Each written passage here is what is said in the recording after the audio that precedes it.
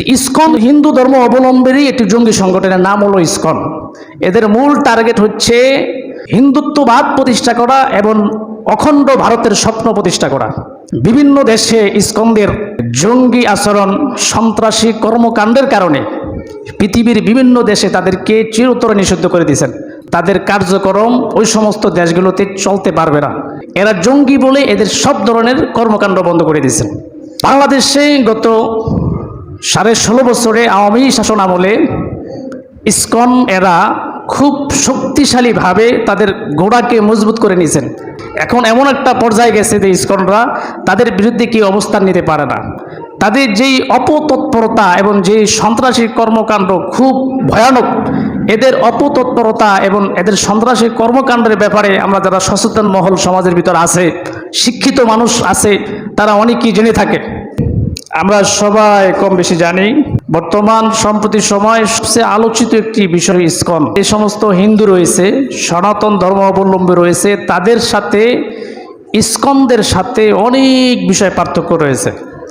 সাধারণ আমাদের সমাজের যে সমস্ত হিন্দুরা আছে, তারা চায় তাদের ধর্মটা অবলম্বন করে, এবং যারা তাদের ভিন্ন ধর্ম অবলম্বী আছে, মুসলমান রয়েছে বা অন্য ধর্ম অবলম্বী আছে, তাদের সাথে মিলেমিশে তারা জীবনটাকে পাড়ি দিচ্ছে। ইসকন যারা আছে তারা কিন্তু হিন্দু ধর্ম অবলম্বনেরই একটি জঙ্গি সংগঠনের নাম হলো ইসকন। এদের মূল টার্গেট হচ্ছে হিন্দুত্ববাদ প্রতিষ্ঠা করা এবং অখণ্ড ভারতের স্বপ্ন প্রতিষ্ঠা করা।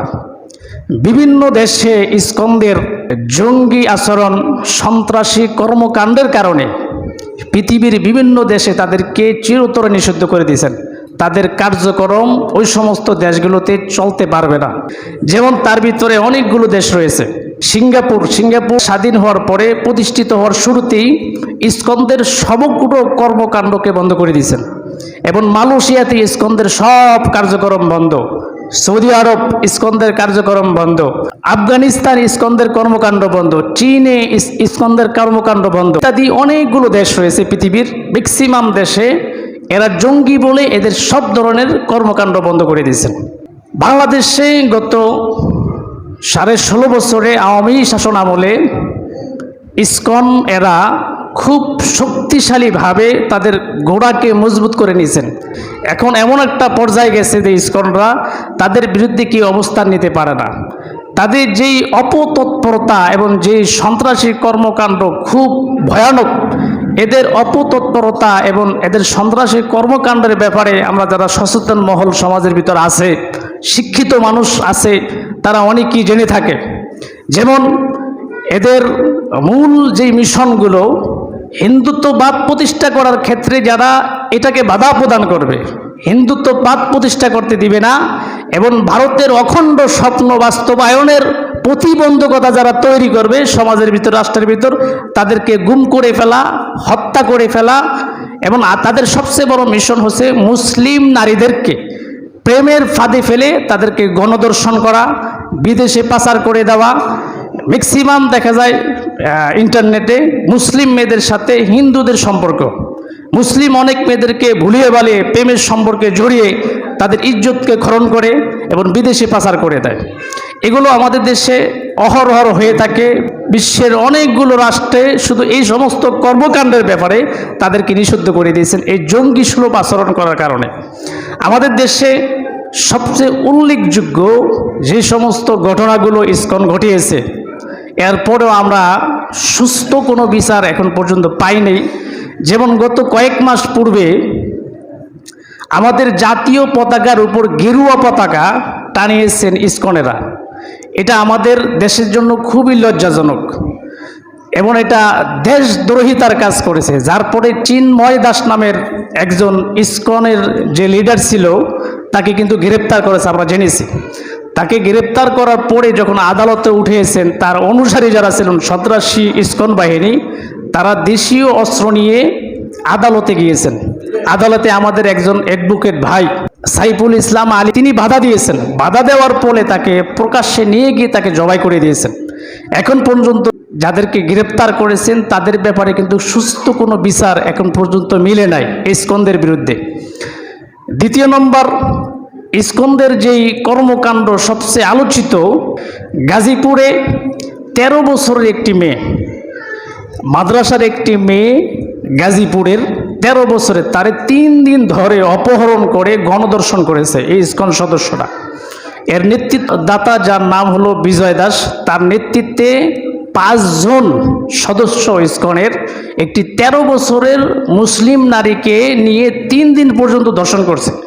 ধর্ষণ করার পরে তার পরিবারের কাছে যখন সে ফিরে আসলো, তার পিতামাতা, অসহায় নিরীহ মানুষ, নিকটবর্তী যেই প্রশাসন রয়েছে সেখানে মামলা দিতে গেলেন, তারা মামলা নিচ্ছেন না। দেখেন তাদের অবস্থা কতটা ভয়ানকভাবে তারা শিকড়কে মজবুত করেছেন। আমাদের বাংলাদেশের প্রশাসন পর্যন্ত তাদের বিরুদ্ধে মামলা নেয় না। পরবর্তীতে যখন এই নিউজটা পুরো বাংলাদেশে ছড়িয়ে গেছে, তখন তারা মামলা নিয়েছেন এই মেয়েটার পক্ষ নিয়ে। তাদের সবচেয়ে আরও যে সমস্ত ভয়ঙ্কর অপতৎপরতা কর্মকাণ্ড ঘটিয়েছেন, বুয়েটের মতো একটি স্থানে সীমান্ত রায় নামক এক যুবক আরও গত কয়েকদিন পূর্বে অনেকগুলো মুসলিম নারীকে ধর্ষণ করেছে। তার বিরুদ্ধে যখন মামলা দিলেন, প্রশাসন মামলা নিতে চাচ্ছেন না। ছাত্রদের আন্দোলনের মুখে পড়ে পরিশেষে তারা মামলা নিয়েছেন। আরও যে সমস্ত ঘটনাগুলো ঘটেছে, নর্থ সাউথ ইউনিভার্সিটিতে অপূর্ব পাল নামক এক যুবক, হিন্দু যুবক, ইসকনের সদস্য, তিনি আমাদের মহাগ্রন্থ আল কোরআনকে অপমানিত করেছে, খণ্ড বিখণ্ড করে পদদলিত করেছে। তার ব্যাপারেও দেখলাম তৌহিদি জনতা যখন প্রতিবাদ করছে যে আমাদের কোরআনকে কেন ইসকন সদস্যরা এই অপূর্ব পাল অপমান অপদস্থ করেছেন, তার বিরুদ্ধেও প্রশাসন দেখলাম যে বিভিন্ন হাংতাং কথা বলে, সে পাগল, সে আগে মুসলিম ছিল ইত্যাদি কথাবার্তা পরে পরশেষে মামলা নিয়েছে। গত পরশু দিনে যে ঘটনা ঘটিয়েছেন, টঙ্গী টিএনটি বাজার জামে মসজিদের সম্মানিত খতিব মুফতি মহিবুল্লাহ মিয়াজি সাহেব, তিনি গাজীপুরে যে ঘটনাটি ঘটেছে, গত কয়েকদিন পূর্বে একটি মুসলিম নারীকে গণধর্ষণ করেছে এই ইসকন সদস্যরা, তিনি এই ব্যাপারে জুমার খুতবায় বক্তব্য দিয়েছেন। এই বক্তব্য দেওয়ার কারণে ইসকনদের বিচার চেয়েছেন এবং সেই মুসলিমের পক্ষে কথা বলেছেন। এই বক্তব্য দেওয়ার কারণে কত বড় দুঃসাহস, এই খতিব সাহেবকে চিঠি পাঠিয়েছেন যে আপনাকে হত্যা করে ফেলব, এবং তার ছবি দিয়ে বিভিন্ন তার আর্ট করেছে তাকে হত্যা করার। পরিশেষ তাকে গত পরশুদিন গুম করে ফেলছে। পুরো বাংলাদেশ আলেম ওলামা, যারা তাওহীদি জনতা আছে, ইসলাম প্রিয় মানুষ সচেতন, তারা খোঁজখবর সব জায়গায় নিউজ দিলেন, তাকে পাচ্ছেন না। তাকে নানা রকম নির্যাতন করে ইসকনের 5 জন সদস্য তাকে উঠে নিয়ে যান। উঠে নিয়ে পঞ্চগড়ের সীমান্তের পারে, পঞ্চগড় যেই বর্ডার রয়েছে, সেখানে তাকে বিবস্ত্র অবস্থায়, শিকলবন্দি অবস্থায় পাওয়া গেছে। তাকে ভারতে পাচার করে দিবে। ইসকনদের মূল মিশন হচ্ছে, আমি আবার বলি, হিন্দুত্ববাদ প্রতিষ্ঠা করা। অখণ্ড ভারতের স্বপ্ন বাস্তবায়নের লক্ষ্যে কেউ যদি প্রতিবাদ করে, কোনো আলেম ওলামা যদি এই পক্ষে সচেতন মহল যদি কথা বলে, তাহলে তাকে হত্যা করে ফেলবে। এবং মুসলিম নারীদেরকে গণধর্ষণ করা, মুসলিম নারীদেরকে প্রেমের ফাঁদে ফেলে বিদেশের বাড়িতে পাচার করে দেওয়া, এবং মুসলমান হওয়ার পর কৌশল করে মুসলিম নারীদের সাথে প্রেম করে তাদেরকে বলবে আমরা মুসলমান হব, আমাকে তুমি বিয়ে করো। তখন মুসলিম নারীদের ভুলে যায় যে যেহেতু মুসলমান হবে কতটা ভাগ্যের ব্যাপার, তখন তারা তার সাথে রিলেশনে জড়িত হয়। পরিশেষ তারা কি করে, বিয়ে করার পরে তাকে অন্তরঙ্গ সম্পর্কের সময় ভিডিও করে সেগুলো পরবর্তী তাকে ব্ল্যাকমেল করে তার কাছ থেকে নানা রকম অর্থ হাতিয়ে নেয়। এমন অনেকগুলো নিউজ যার সূত্রসহ আমার কাছে আছে, এখন বলা সম্ভব না। তো ইসকনরা এই ধরনের কর্মকাণ্ড আমাদের শাহজালাল ইয়ামানির রহমতুল্লাহ এই পুণ্য দেশে তারা এই সমস্ত কর্মকাণ্ড করে থাকে, কিন্তু আমরা মুসলমান এখন পর্যন্ত তাদের ব্যাপারে শক্ত কোনো ভূমিকা রাখতে পারছি না। যারা কিছু বলে তাদের জবানকে নিস্তব্ধ করে দেয়, যে কিছু বলবে ইসকনদের বিরুদ্ধে তাকে হত্যা করে ফেলে অথবা তাকে গুম করে ফেলে। এই মুহূর্তে আমাদের করণীয় কি? ইসকনদের ব্যাপারে আমাদের সচেতন থাকা উচিত। আমাদের করণীয় হচ্ছে নবী করিম সাল্লাল্লাহু আলাইহি সাল্লামকে অনুসরণ করা। যে নবী করিম সাল্লাল্লাহু আলাইহি সাল্লাম সাহাবা আজমাইন হিন্দু অমুসলিম একজন মুসলিম নারীকে ইহুদি নির্যাতন করেছে, এই ব্যাপারে আল্লাহর নবী সাল্লাল্লাহু আলাইহি সাল্লাম সাহাবা আজমাইন কঠিন ভূমিকা রেখেছেন, এমন অহরহর ঘটনা আছে। আমাদের প্রথম নাম্বার আমাদের করণীয় হচ্ছে প্রশাসনকে এই ব্যাপারে উদ্বুদ্ধ করা যে আপনারা তাদের ব্যাপারে ভূমিকা পালন করেন, তাদেরকে নিষিদ্ধ করেন এবং তাদের সমগ্র কর্মকাণ্ড বাংলাদেশ থেকে বন্ধ করে দিবেন।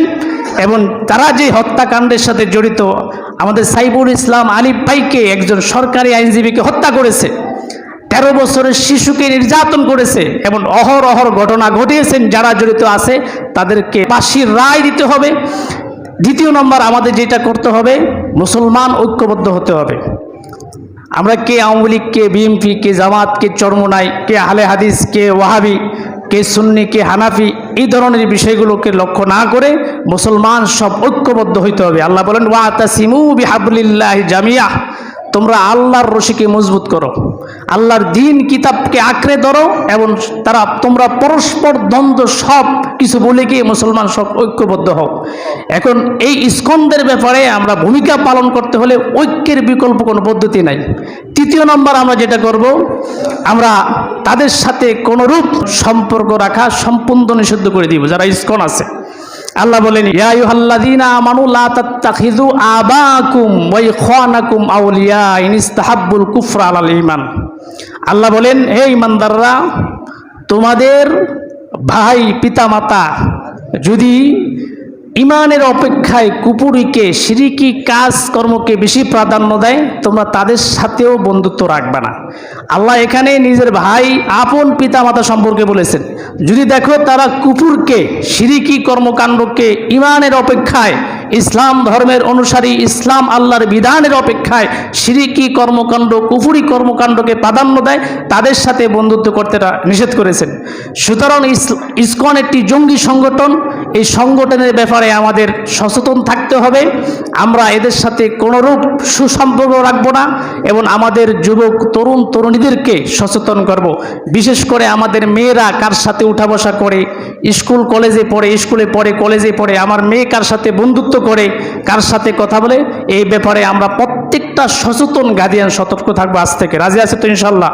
এতক্ষণ পর্যন্ত যা কিছু বলেছি, আল্লাহ তাআলা আমাদের প্রত্যেককে আমল করার তৌফিক দান করুন।